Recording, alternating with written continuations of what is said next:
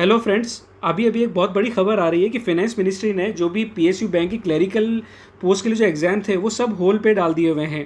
तो ये क्यों होल्ड पे डाल दिए हुए हैं ये हम खबर में जान लेते हैं।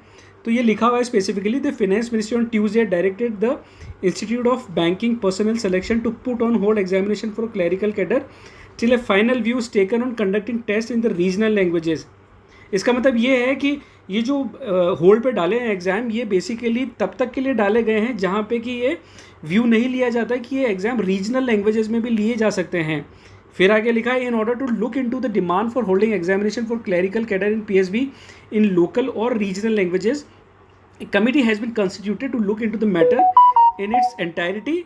फर्दर ये ऑर्डर ये भी बोलता है कि जो डिमांड आई हुई है एक लोगों की कि ये जो एग्ज़ाम्स हैं, जो क्लरिकल जो एग्ज़ाम्स होते हैं पीएसबी के, वो आपके रीजनल या लोकल लैंग्वेजेस में भी होनी चाहिए। तो उसके लिए एक जो कमेटी कंस्टिट्यूट कर दी गई है और वो इस चीज़ के बारे में फर्दर इन्वेस्टिगेट करके और अपनी राय देगी फाइनेंस मिनिस्ट्री को।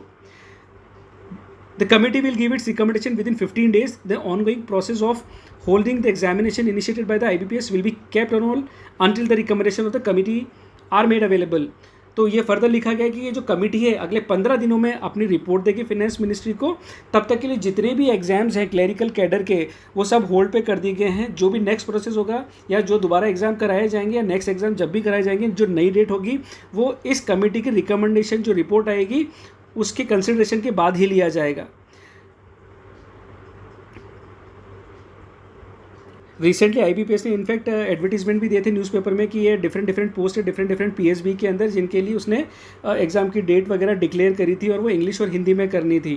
तो ये स्पेसिफिक जो डिमांड है कि रीजनल लैंग्वेजेस में एग्ज़ाम होने चाहिए, ये पर्टिकुलरली साउथ स्टेट से आए हैं, हमारे जैसे तमिलनाडु केरला जो स्टेट्स हैं बेसिकली वहाँ से निकल के आए, तो उसी के लिए कमेटी बनाई गई है।